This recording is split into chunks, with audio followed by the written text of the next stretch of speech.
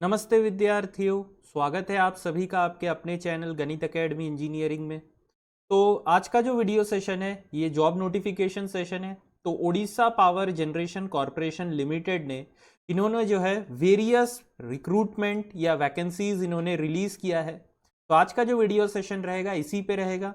तो video session को start करने से पहले अगर आपने चैनल को सब्सक्राइब नहीं किया है तो ऐसे ही और वीडियोस के लिए आप चैनल को सब्सक्राइब कीजिए और ये वीडियो अगर आपको अच्छा लगे तो प्लीज़ लाइक एंड शेयर ज़रूर कीजिए। तो चलिए फिर वीडियो सेशन को स्टार्ट करते हैं। तो यहाँ पे देखिए आपका जो है detailed advertisement for recruitment to various positions in MBS role. तो यहाँ पे देखिए ये जो है परमानेंट वैकेंसी है, आपका रेगुलर है। तो ओपनिंग जो है ये 5 जुलाई को हुआ है, ठीक है, 5 जुलाई, सॉरी 5 जून को ओपनिंग यहाँ पे आपका जो है 5 जून को हुआ है। Last date for submission of online application is 26 June. Last date for receipt of hard copy of application along with requisite document it is 2 July, ठीक है। तो यहाँ पे देखिए मार्केट बेस्ड सैलरी, यहाँ पे कोई भी फिक्स सैलरी नहीं है। आप जो भी अपना लास्ट सीटीसी ड्रॉ किए हैं उसी के बेसिस पे यहाँ पे आपको दिया जाएगा। तो here you can see this is regular role, मतलब ये जो है आपका परमानेंट जॉब है। तो यहाँ पे देखिए कितने सारे वैकेंसीज है। तो assistant manager operation, assistant manager operation and maintenance mechanical, assistant manager operation and maintenance mechanical coal handling plant में। तो यहाँ पे असिस्टेंट मैनेजर मैकेनिकल में एएचपी, तो ये ऐश हैंडलिंग प्लांट है। तो यहाँ पे देखिए वैकेंसीज भी दिया हुआ है। O&M electrical, O&M electrical CHP, electrical mechanical C&RA, और यहाँ पे O&M C&I control and instrumentation में आपके 3 वैकेंसीज है, ठीक है।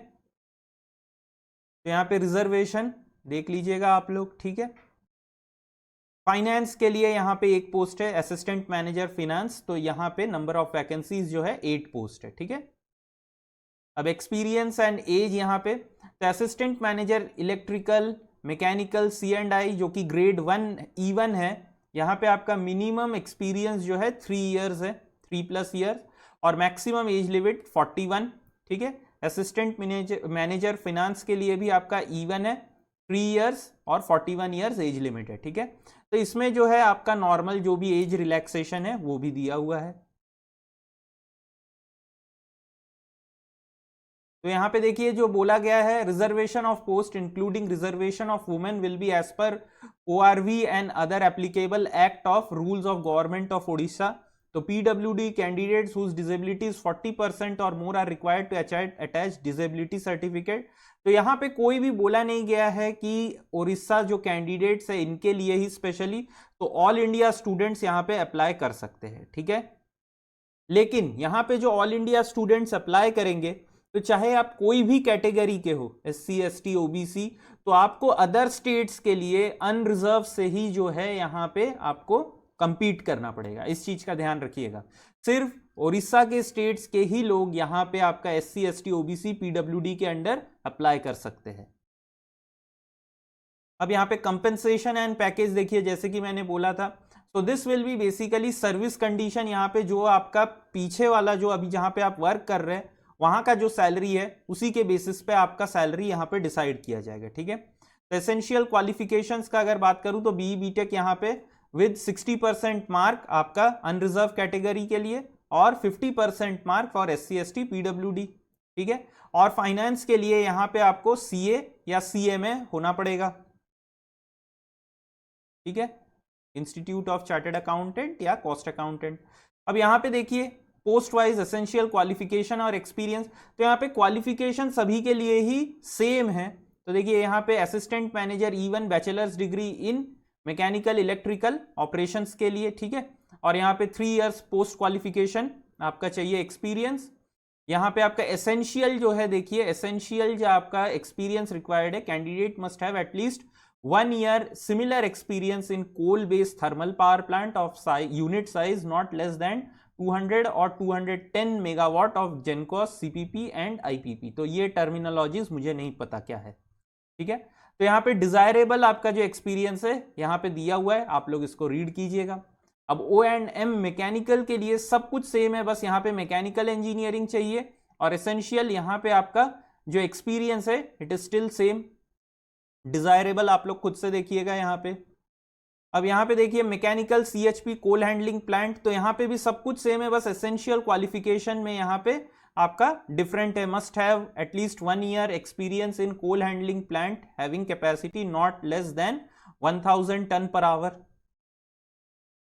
अब देखिए यहाँ पे AHP एश हैंडलिंग प्लांट, तो यहाँ पे भी जो एसेंशियल क्वालिफिकेशन है बस यही अलग है, ठीक है।